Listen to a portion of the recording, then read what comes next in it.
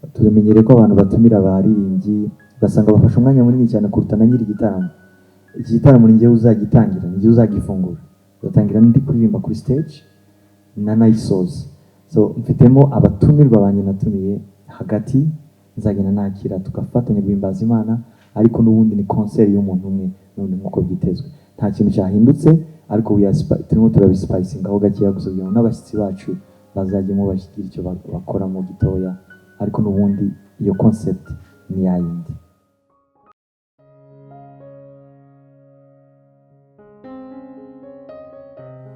Muraho neza, mwiriwe. Ndabashimiye cyane ko nabashe kuboneka uyu munsi, kandi nabisabira ko twatinzeho gatoya kubera impamvu ndabona zijyanye n'imyiteguro. Twari mu nama itegura uburyo gahunda yacu yo ku cyumweru izagenda. Mutubabarire, tubaha ikaze. Reka nshime Imana. Imana turagushimye ko tugiriye neza, ukaduha umwanya mwiza wo kuba hano uyu munsi kugira ngo tuganire ibyubaka kandi birushaho guteza ubwami bwawe imbere. Turakoze uburyo kubana natwe bwiboneshije kugira. Amen. Murakoze. Arakoze cyane Israel Mbonyi kutwifuriza ikaze, ariko twakongera kumusaba n'ubundi guha ikaze abafatanyabikorwa mwagendanye muri uru rugendo kugira ngo nabo baze kugira icyo batubwira mbere yuko duha umwanya abanyamakuru bose bateraniye aha ngaha.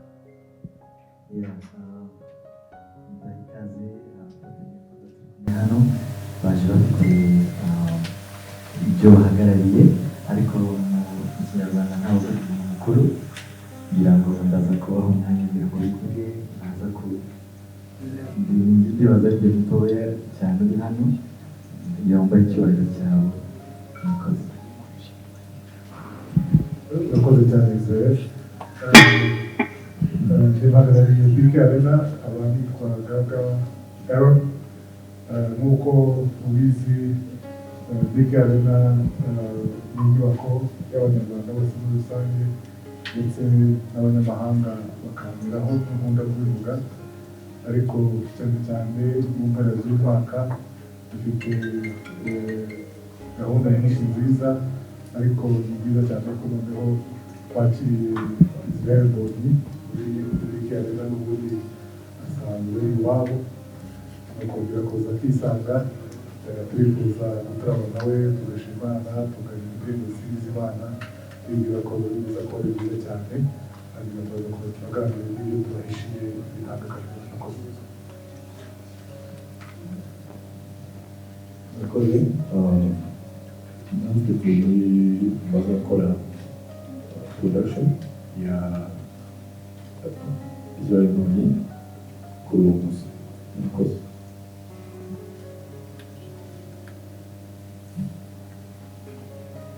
My name is Vanessa, and I thank for the Coca-Cola brand, which is one of the brands of the soft drink portfolio that Manuha produced.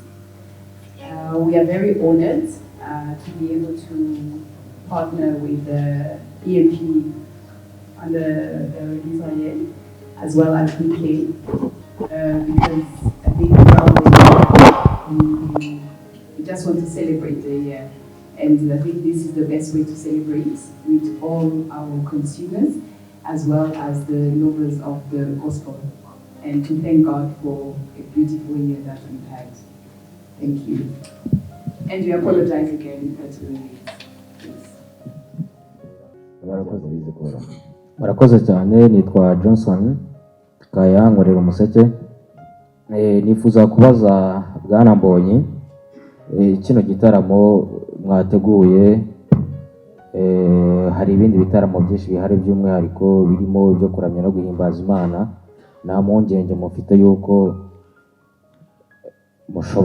abantu bashobora kuzaba bake? Ndagira ngo nanakubaze ikindi kibazo. Hari ibitaramo byawe byagiye bisubikwa mu gihugu cy'u Burundi mu mwaka ushize, mumbabarire ntabwo nandukiriye, araza kwisubiriza rimwe yenda. Mu mpera z'uyu mwaka twabonye hari uzajya gutaramira i Burundi, za kidobya zari zirimo mbere ubu zavuyeho. ese tumaze iminsi tubona hakurya hariya hari kampeni yo kuboyikota ibitaramo by'umwihariko by'abanyarwanda, wowe nta mpungenge waba ufiteyo? Murakoze. Reka dufate n'abandi. Murakoze, nitwa Janvier Yamuremye, ndi umunyamakuru wa Inyarwanda. Nashakaga kubaza Mbonyi, ni igitaramo ugiye gukora uhuje no kumurika alubumu zawe mu gihe cyari gishize, harashize imyaka 5 udataramira abanyarwanda, ariko ni alubumu wise Icyambu ndetse na alubumu wise Mbwira. Udusobanurire impamvu wahisemo ko alubumu ya gatatu uyita Mbwira hanyuma nayo ukayita Icyambu? Byo byose ari impamvu. Nahoze nsoma kuri YouTube mbona uvuga nko ku ndirimbo Icyambu, uvuga ko hari divine muri wowe nyine wagize, wumva ko Imana yaraguhagurukije, ariyo mpamvu wakoze ino ndirimbo. Ndayanumve neza impamvu yo kwitirira izi alubumu izi ndirimbo. Hanyuma muri Coca-Cola we na Vanessa baza kumfasha zo gutranslate uvuge no mu Kinyarwanda ngo tubashe kubyumva neza n'icyo tucyumvitse. Okay, Coca-Cola muri no mwaka mwagize uruhare mu gutera inkunga ibitaramo bitandukanye, ariko cyane cyane mwagiye munyuza muri Mitsingi mu zindi brand za Bralirwa, ariko no munsi mwatera inkunga muri Coca-Cola, maybe nuko ko ari umurokore. Iyo musubije inyuma mukareba perspective cyangwa se ibitekerezo by'abantu aho mwagiye mutera inkunga, feedback zabo ziravuga iki? Hanyuma ngarutse gato kuri Mbonyi, mu gihe cy'imyaka irenga 8 uri muziki ntabwo twize tubona management yawe. Hari benshi bagiye babona Aimable Twahirwa bakavuga udashobora kuba ari ugufasha iyo uyu munsi muri kumwe. Hari abavuga ko management ihari ariko utagishaka kugira kuyivugaho igishoro. Hari abagushyikira twebwe tutazi mu itangazamakuru. Ashobora kuba wenda ariyo gahunda wahisemo yo kutabivuga cyane, ariko byose ari management bimeze bitanyuma. Muri BK Arena uyu mwaka mwagize ibitaramo byinshi, iyo murebye bibaho na target mwari mufite muri no mwaka mubona mwarazigezeho? Murakoze. Reka dusubize ibi ko byabaye byinshi hanyuma turakufata ibindi nyuma. Murakoze. Ikibazo cya mbere wambajije niba ko hari ibindi bitaramo, wese ntabwo dufite ko abantu bazaza. Ntabwo dufite ko abantu bazaba bake, kubera ko ibitaramo biri mu minsi itandukanye, kandi uburyo umuntu wese agira abantu bamukunda bamushyigikira, ibintu byo babikurikirana. Abo Imana izaba yatugeneye ni abo ngabo, twize ko abantu bazaza kandi nta gushidikanya. Icyo warumbaje kijyanye ni Burundi, njyewe ndi umuhanzi ndaririmba ariko sinorganiza, ntabwo ari njyewe utegura isirtu i Burundi. Ubwo rero ntegereje ko bo kidobye, nzi ko nta kibazo mbafiteho, nzi ko nta kibazo gihari na kimwe. Nibibakundira ko ngenda nzagenda kuririmba, nibitakunda nta kibazo mfite, nzatugeza igihe bizakundira ngenda. Ariko nibaza ko bizakunda. Abarundi ni bene data kandi nabo tuzajya gutaramana nabo, ni amahoro. Ikindi bambajije mbere yuko wenda bambajije impamvu nise concert Icyambu, impamvu nakoze album ya Mbwira ndetse n'Icyambu. Mperuka gutarama mbere ya muri 2017, hashize imyaka 5. Twataramye muri Kigali icyo gihe, narimo muri album yanjye yitwa Intashyo. Nateganya kongera gukora indi album, kumurika indi album muri 2020, hanyuma haza kuba icyorezo kiratubuza gukora iyo concert. Tuza kubyimura 21 nabwo biranga, duhitamo kubikora 22. Ubu rero nibwira ko indirimbo ntabwo zahagaze gusohoka, nakomeje nzisohora nubwo twari muri covid, ngira n'umugisha nkabona uko nzikora zigasohoka. Rero iki gitaramo nicyo kumurika album ebyiri icyarimwe, yitwa Mbwira n'iyitwa Icyambu. Icyambu rero ni indirimbo, ni ubuhamya buri personal, n'uburyo Imana yampamagaye, n'uburyo Imana yanganije impamagarira kuyikorera. Niyo mpamvu album nayise Icyambu, ko nibaza ko ikubiyemo story yose y'urugendo rwanjye rujyanye no gukorera Imana. Murakoze. Cyanyuma ngira ngo yarabajije icya management. Management. Mfite abajyanama, mfite abantu dukorana, ariko ku mpamvu zabo bahitamo kuba low key, gukora imirimo yabo ariko batari kuri radar, batari kuri kamera. Niyo mpamvu akenshi bataboneka. ubwo nibifuza kumenyekana ubwo murakoze. Twaza kwakira ibindi bibazo. Ikibazo cya Vanessa muri Coca-Cola, ntabwo bahisemo gutera inkunga ibiterane bitandukanye, feedback zabaye izihe? The feedback has been really positive because obviously we were able to cater for different consumers and different people. If you start the year with Tour du Rwanda, and then you have UCL Champions League for Heineken. The recent one is Amabit that we just have. We had Cheetah with basketball. We had Coca-Cola with the World Cup. We had Primus with the national football.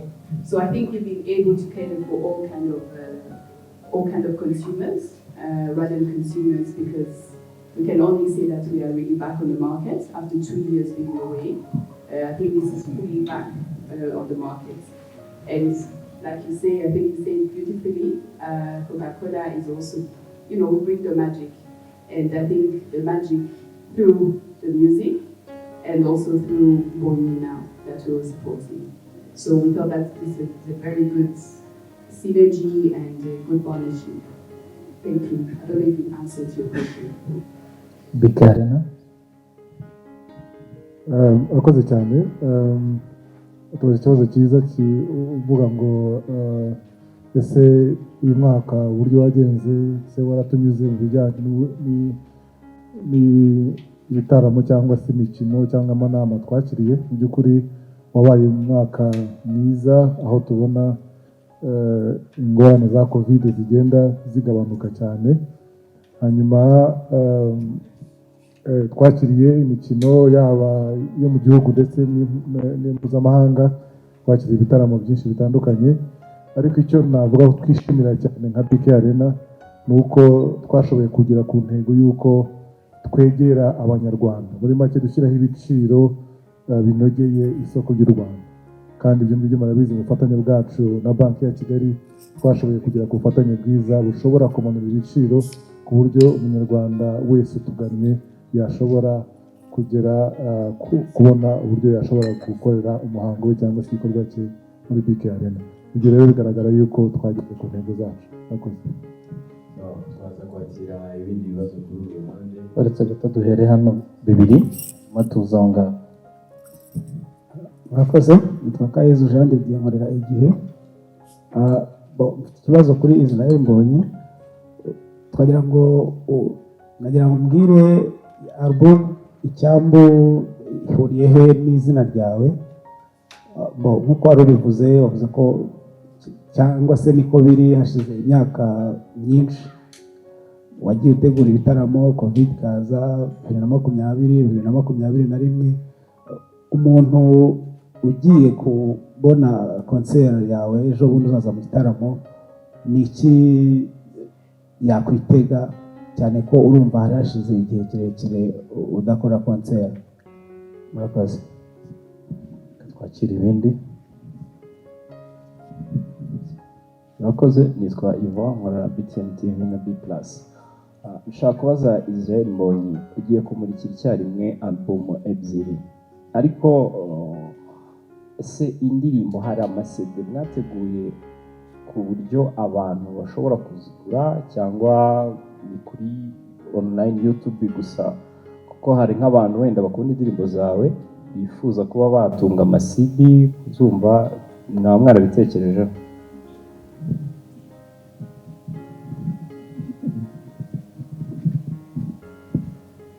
Murakoze. Nitwa Babu nkorera Isibo TV ariko by'umwihariko The Choice Live. Ikibazo nshaka kubaza ndakibaza Mbonyi, ubundi nta nkuru irimo kuba igitaramo cya gospel cyagenze nabi hano mu Rwanda cyangwa se babishwaniyemo, ahubwo inkuru ni byagenze neza birangira amahoro. So wowe wenda ugiye kwifatanya na EAP, ni organizer beza dutangwe tubona ko bategura neza, ariko ikizira w'abanyarwanda ni ikiye ko bizagenda neza. Abantu bari biteze ko kizaba ari one man concert, ko Mbonyi atazakorana na Israel, none wongeyemo abandi bantu watifu bagutengushye bikaba nk'ibindi.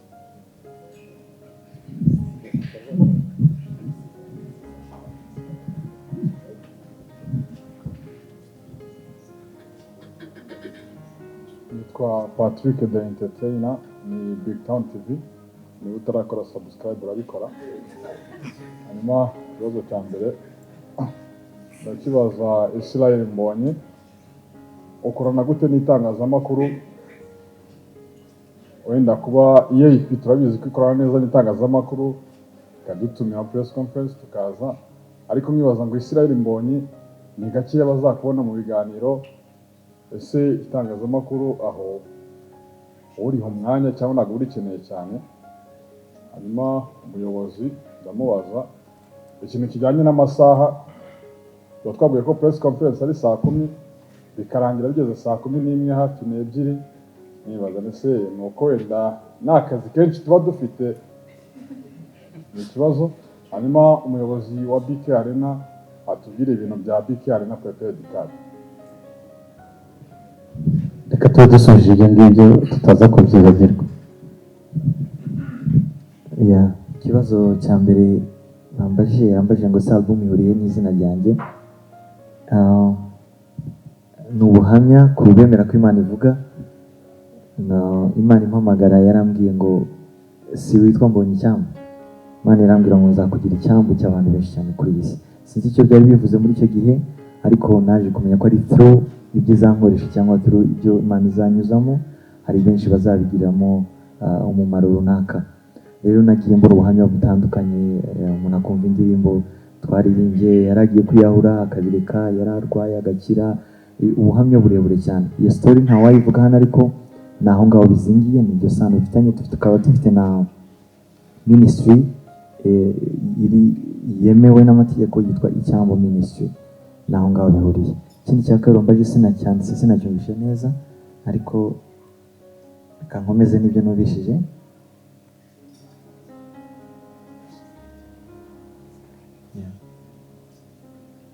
Yes. Okay, ndagisubizanya rimwe n'icyo yabajije.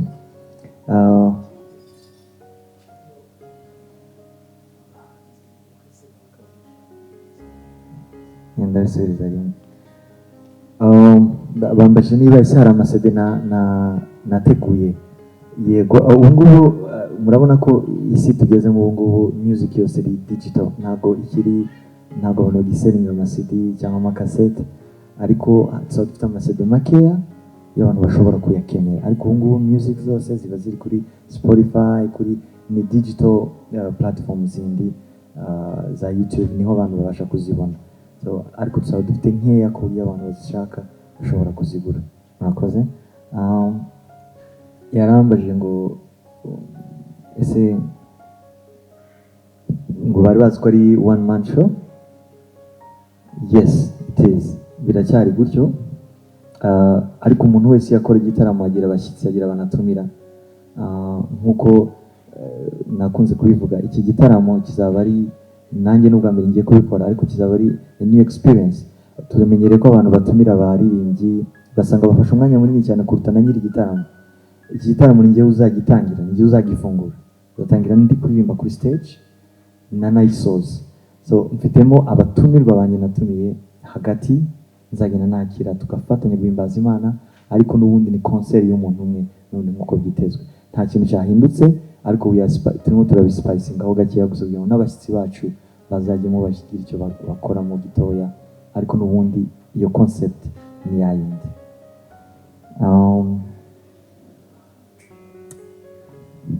Yes, ikindi bambajije ese ukorana gute n'itangazamakuru? Dukorana neza, simfite structure yubakitse y'uburyo nkorana n'itangazamakuru, kubera ko umuntu agenda akura, uko umuntu agenda azamuka cyangwa Imana imuteza imbere, agenda agira ubwenge, yiga gukorana n'abantu.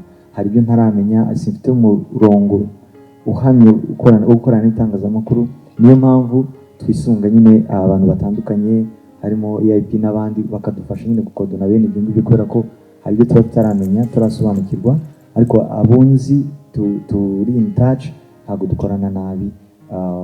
Kandi nkomeza no kubashimira kuri support. Ndumva ari ibyo bambajije. Imana baha umugisha.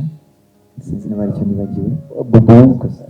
Ubanza gusaba kongera abahanzi. Yego, abahanzi kuki nahisemo abahanzi?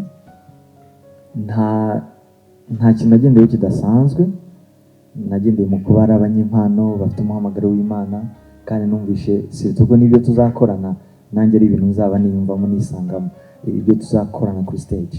Ntabwo rero narebye ngo umuntu uzwi cyane, ngo umuntu utazwi, ntabwo ari byo nagendeyeho, ahubwo nagendeye kuri favor ngewe mbabonaho, ku buryo numva ibyo nifuza ko bakora bihuye n'igitaramo ndi gutegura. Nta criteria mfite nagendeyeho. Murakoze. Bobo banza bigusaba kongera kwiyexcuse. icyo bavuze cy'uko mwabura n'umudugudu akandi kazi, twongeye kubisabira imbabazi kuba twatinze. Twari turi mu yindi nama nayo y'imitegurire ya production, tureba ukuntu biri kugenda, bidufata amasaha gatoya, twongeye kwisegura. BK Arena prepared card. Murakoze cyane. BK Arena prepaid card ni ikarita yashyiriweho abatugana, abagana BK Arena mu gahunda zitandukanye, harimo kuba yakoreshwa ugura amatike, ndetse bikaba yakoreshwa unagura n'ibyo usanga muri BK Arena, harimo ibyo kunywa, ibyo kurya, ndetse n'andi mashopu yose agaragara muri BK Arena. Uretse ko atari ibyo gusa, ishobora no gukoreshwa no hanze mu maguriro atandukanye, ndetse ushaka no kugura ibintu online, ushaka guhahira kuri ikoranabuhanga nabwo washobora kuyikoresha. Rero tuvuge nko muri igitaramo cya Israel, umuntu uzagura itike azajya akoresha ikarita ya BK Arena prepaid card, azajya agabanyirizwa 20%, ndetse n'umuntu uyishaka kuyikoresha bwa mbere azajya abona ikarita, azajya abona itike y'ubuntu yo kwinjira mu gitaramo. So irakora kandi abayikoresha barimo kuyishimira cyane. Murakoze. Murakoze cyane, ubwo turaza guhita tugerageza gufata ibibazo bitanu bya nyuma, tugerageze byose kimwe kimwe kugira ngo Okay, tugiye gufata abantu batatu muri kiriya gice, babiri hano nababonye, ubwo bonus ni yanjye bariyo mperaho ko ni njyewe n'ubundi wiha nta wiyima afite. Reka nibarize muri Coca-Cola, Mitsingi ifite brand ambassador, nabonye Primus mufite Bruce Melody, Coca-Cola ubanza yo mu Rwanda itamufite, kandi ntabwo ari ikibazo n'igitekerezo, niyo mpamvu ngize bonus. Ubanza Israel yamubera nk'umurokore utanywa agasembuye, mwigeze mutekereza kuba mwaha umuntu kuba brand ambassador wa Coca-Cola? Ubwo muraza kudusubirizamo, wasanga biri mu nzira nta wamenya. So reka mpe n'abandi. Murakoze. Nitwa Jean Paul Nsanzabera. Ikibazo cyanjye kirajya kuri BK Arena. Hamaze iminsi hari ibitaramo ugasanga abantu benshi bagumye hanze, bugiye kugaruka ku biciro by'ibiribwa n'ibinyobwa muri BK Arena. Abantu ugasanga bigumiye hanze, show yatangira abagezemo mbere bagafotora ngo show ya failings, kandi abantu bose bibereye hanze barimo kunywa za Coca, za Mitsingi n'ibiki, ariko show yatangira banageramo ugasanga baracyagira cya kibazo. Icyo hari cyo mu gitekerezo kugira ngo abantu bagume hanze bajye banza binjire muri arena hakiri kare, babone ibyo bashaka ku giciro gitoya, ku giciro kiri hasi nk'uko babishaka. Nkaba mubitekerezaho icyo kugira ngo abantu bajye bavuga ngo ibitaramo byapfuye, kandi abantu bari hanze bakinjira ari uko igitaramo gitangiye, kuko bafataga ibyo bashaka hanze ku giciro gitoya. Murakoze.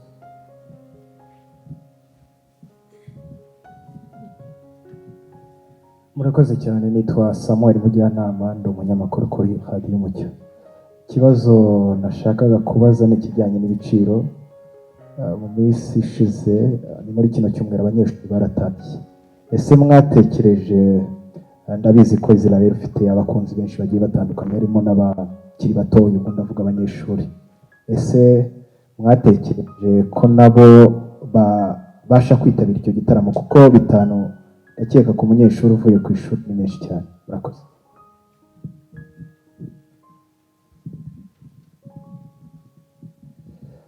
Murakoze.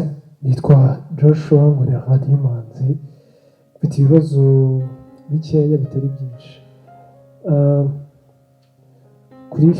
Kuri Ijambo ufite indirimbo nyinshi nko mu myaka nk'itatu ishize zisa n'izatangiye kuza zimeze nka episode iminota myinshi know what I mean?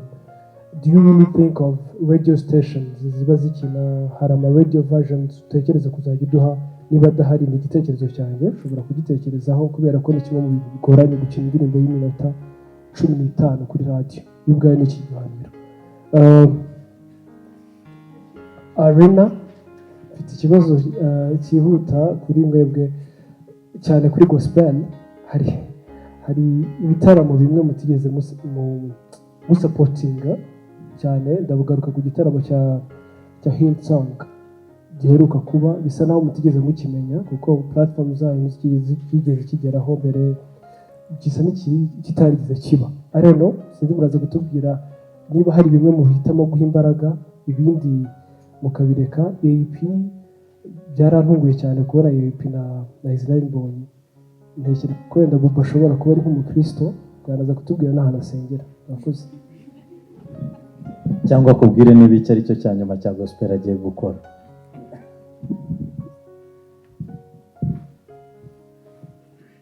Murakoze cyane. Amazina ni Byiringiro Octave. Ngiye mfite ikibazo kimwe, ndi kwibaza kuri itariki 25 kugira ngo ni ku munsi wa Noheli. Ndi kwibaza ukuntu igitaramo kizaba giteguye, abantu bagiye gusenga, ubwo ndi kwerekeza kuri Bubu cyane atubwire production iki gitaramo byifashe gute, giteguwe gute, abantu bazaba gusenga, ndende baze mu gitaramo, ese abana bazabashyira hehe, kugira ngo byibuze n'umuntu ukurikirana amakuru amenye ngo nimba gusenga nzabigenza gutya na gutya. Ndumva ari ibyo ngibyo. Hanyuma kuri Mbonyi nta kantu gatoya byo ndibaza, nta mpungenge kuba yakora igitaramo ari umuntu umwe, as mu worship leader ashobora gukora amasaha 2-3, so ahubwo kuhaje. Ndumva njye mfite impungenge kuri uyu munsi gusa. Murakoze.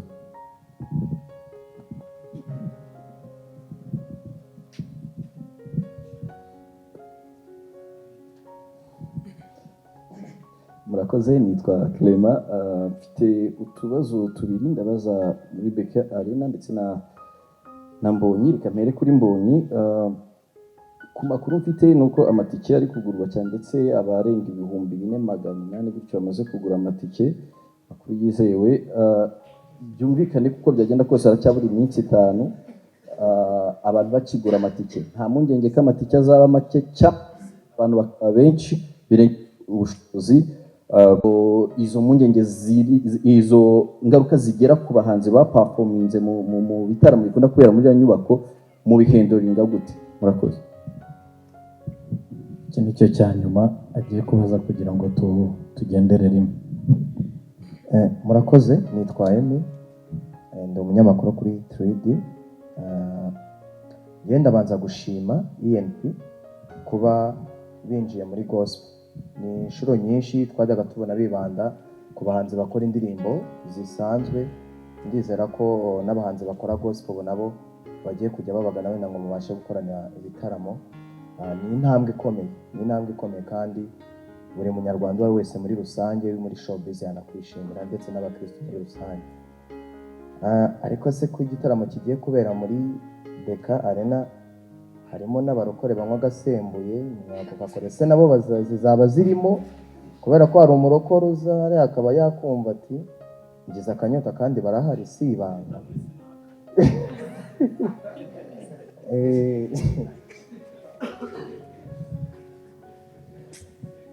Ikindi kibazo ndakibaza BK Arena. Hari abanyeshuri bagiye basoje amashuri cyangwa se benshi badafite amakarita cyangwa se badafite konti muri BK. Mubafasha gutya kugira ngo babone ikarita yanyu, kubera yuko nimba abenshi baza muri bino bitaramo ni urubyiruko.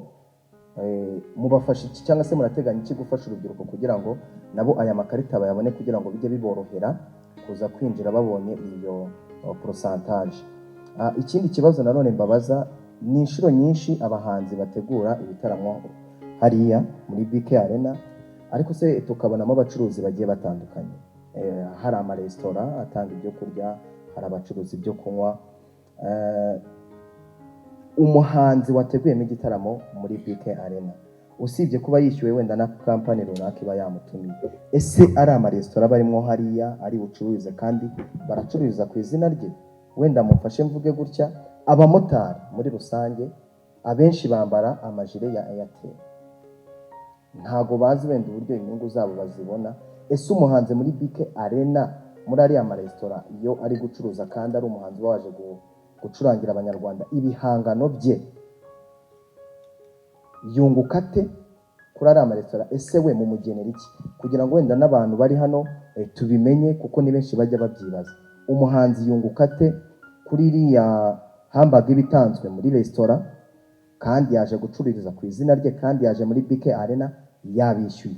Nka Mbonyi nihagira hamburger iri bucuruzwemo hariya, we araza kuyungukira he kandi aza muri BK Arena yabishyuye? Bigenda gute? Barakoze cyane, reka dusubize ibyo ngibyo hanyuma tugane ku musozo.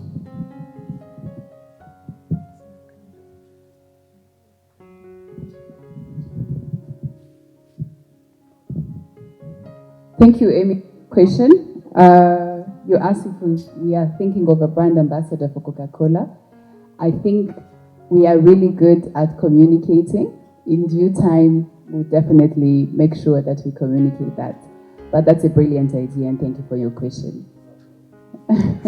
Thank you.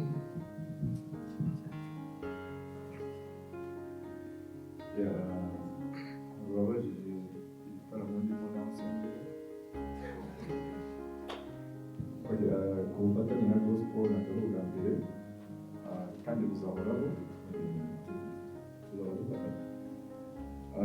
Nanjye ni umukristu ntabwo tutamusingira kandi urabona nkorana n'amacaca atandukanye sibyo, ariko ni umukristu. Ikindi hari icyo babajije niba hazaba ari ibyo kunywa bagasembuye.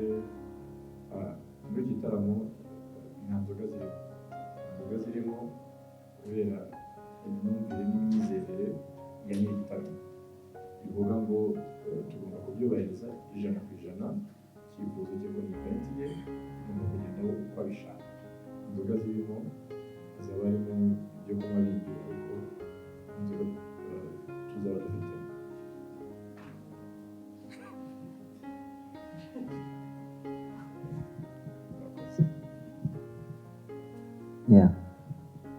Ibyo nibuka batubajije ku bijyanye n'ibiciro, niba ari cyo dutekereza ku banyeshuri.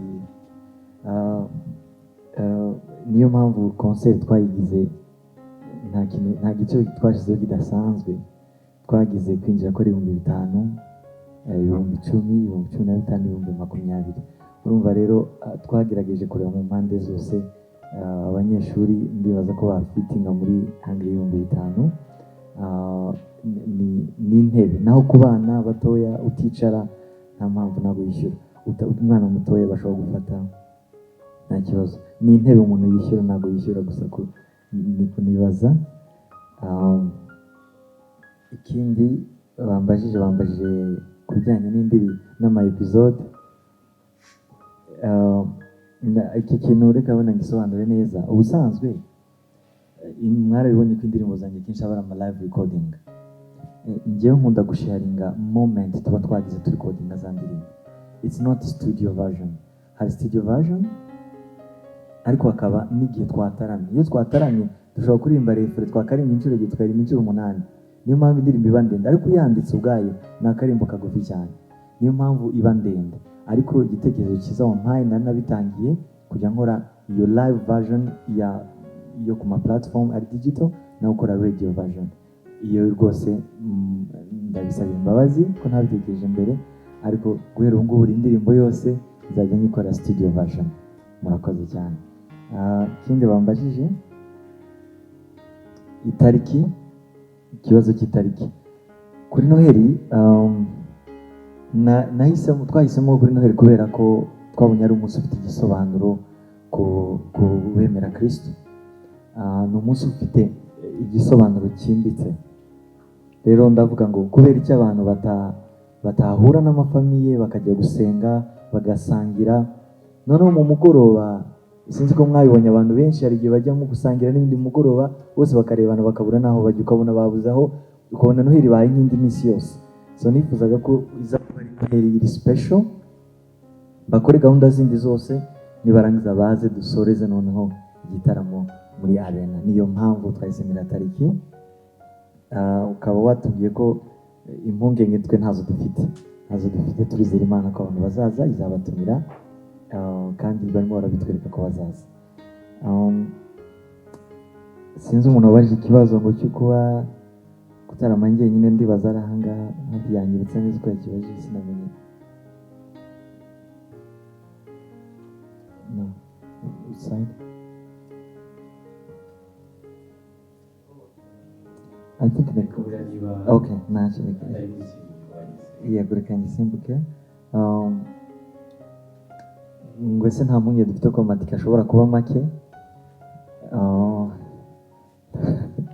Sinzi ukuntu twagikemura ariko byaba ari byiza abantu baje tukuzura bya sale tugatarama, byaba ari umugisha udasanzwe. Amatike abaye make ubwo ubutaha twazareba ukundi twongera amatike. Ikindi ikibazo ndacyibutse bambajije cyo kuba ngiye gutarama njyenyine, nifuzaga ko abantu nibaza mu gitaramo baza kubw'impamvu imwe yabazanye ari ukumva ibyo Imana yashyize ku mutima. Akenshi nabisobanuye kare, hari ukuntu dutegura ibitaramo ugasanga turi guha umwanya abatumirwa kuruta nyiri gutegura igitaramo. Ugasanga urindwi iminota 30 abandi bakoresha amasaha 3. Umuntu waje kukumviriza yarushye mu mutwe, yarushye guhagarara, yasaraye, ntabwo akiri kumva uburyohe bw'ibyo ugiye gutanga. Nifuzaga ko ntangira igitaramo anagisoza ngatanira umwanya uhagije rwose, kuburyo n'indirimbo basaba zose nshobora kuzibaririmbira. Numva njye bari ibyo bambajije ikirego cyo nibagiwe. Murakoze cyane.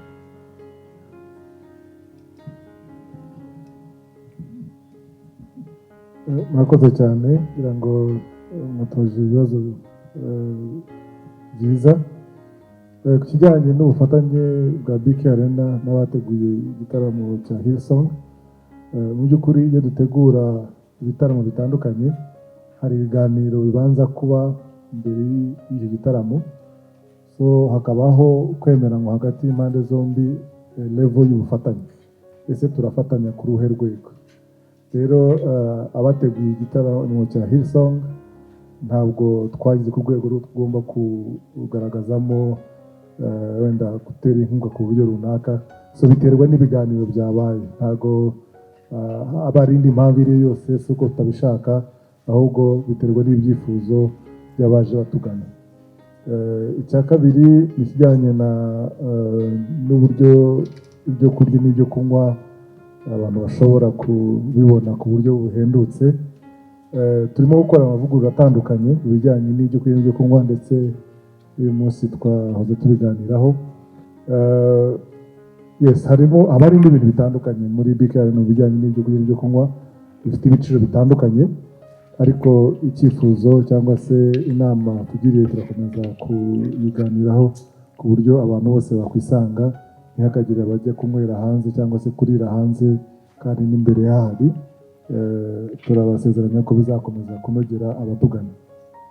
Ndagifatanya n'ikijyanye n'iby'umuhanzi yungukira mu bijyanye n'ibyo kurya n'ibyo kunywa mwabajije.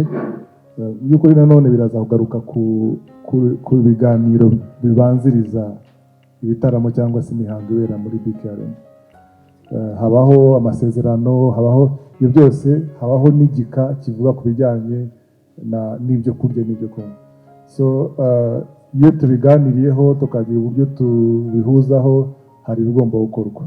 Ariko ku bijyanye mbese icyo navuga muri rusange ni uko habaho ibiganiro, ariko nanone uko tugenda tuganira n'isoko ry'u Rwanda n'abanyarwanda, niko tuzarushaho gushyiraho uburyo abahanzi cyangwa se abandi bategura ibitaramo n'indi mihango bisanga cyane cyane no kungukira mu mpano zabo. Ndetse mu kwezi kwa mbere kugitangira turateganya inama nini tuzakorana n'abategura ibitaramo ndetse n'abahanzi, kugira ngo tubasobanurire uburyo BK Arena ikora, uburyo bayisangamo n'uburyo bakoramo ibikorwa byabo bakunguka kurushaho. So ibyo turabibasezeranije rwose, turimo kubikora. Hanyuma icya nyuma kijyanye no gutinda kwishyura ibyavuye mu matike. Ngira ngo mwese kuri isoko ryo mu Rwanda muzi ko kijyanye no kugura amatike online ni ibintu bitangiye vuba. Mbere habagaho kugura amatike ku muryango, amatike afatika. So nitwe n'abandi bake twatangije ubwo buryo. So hagenda habamo inzitizi zitandukanye. Murabizi ko iyo umuntu agura itike dushyiraho uburyo butandukanye, kwishyura ukoresheje Airtel Money cyangwa se Mobile Money, cyangwa se ukoresheje ikarita ya banki, cyangwa ukoresheje ubundi buryo butandukanye. So rero tugenda tubinoza. Hari amavugurura yakozwe, ubu ntabwo bigica mu nzira nyinshi kugira amafaranga agere ku wateguye igitaramo, bisigaye biba mu buryo bworoshye ku buryo bitebuka. So ndibwira ko bitewe n'amavugurura twakoze hari impinduka zabaye, kandi hazakuba kubaho n'izindi zizatuma abantu boroherwa n'icyo kibazo kigakemuka burundu. Murakoze. Murakoze cyane abavandimwe, ariko mbere y'uko dushyira akadomo kuri iki kiganiro n'itangazamakuru, mu gihe abo muri BYINSHI bagifite imikorere, nifuje ko badusobanurira kuri hashtag ya December. Ni hashtag imaze kugaragara mu ma-event atandukanye. Ihagarariye iki? Twitege iki mbere y'uko uyu mwaka neza urangira muri BK Arena? Hanyuma kuri Israel Mbonyi, ubutumwa bwe buraza kuba ubuhe mu banyarwanda muri rusange, ndetse n'ubutumwa buri buze gufasha kuzamura abakiri bato bakunda mu by'ukuri ibihangano by'ikoraniro bihimbaza Imana. Murakoze cyane. Navuga ko intero ari ya yindi, BK Arena ni iyawe, ni iy'abanyarwanda, binyuze muri gukoresha BK Arena prepaid card.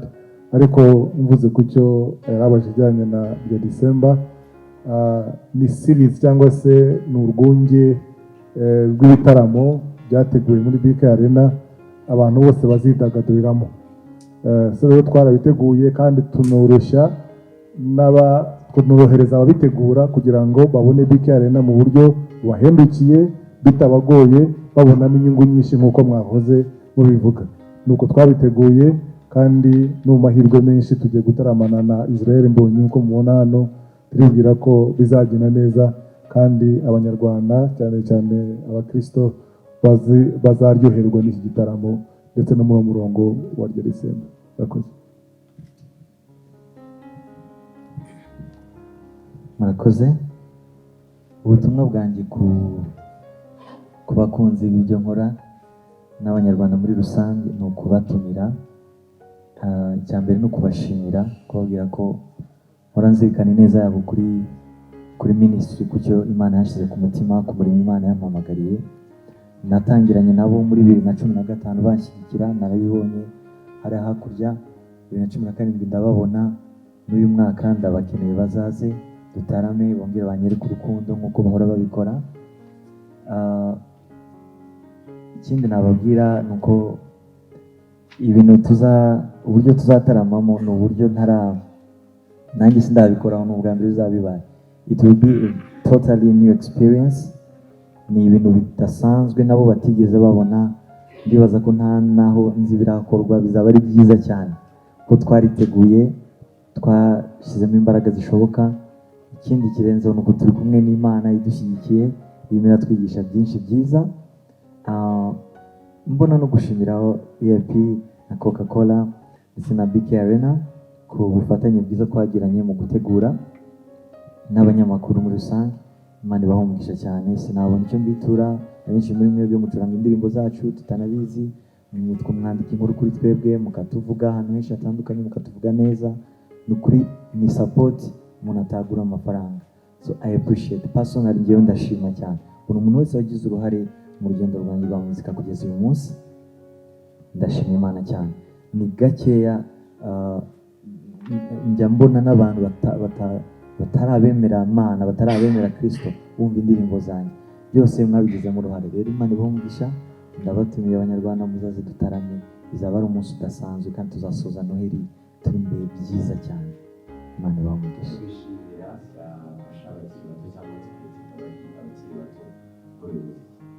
Icyo nishimira ni uko nabisobanukiwe neza ko mu kantu gato Imana yagushyize ku mutima gashobora kukubera umugisha w'ubuzima bwawe bwose.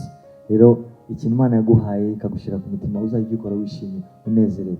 Birashoboka kuba ariyo breakthrough yawe, ari icyo kintu Imana yaguhaye ngo kizakubere itara ryawe rya buri gihe kugeza urangije ubuzima bwawe. Birashoboka. rero ikintu cyose yaba impano yaba akantu gato Imana yaguhaye kari ku mutima uzajya ugakoresha unezerewe wishimye ko wasanga ko ngako ariko kazakugeza ahantu udashobora gutekereza.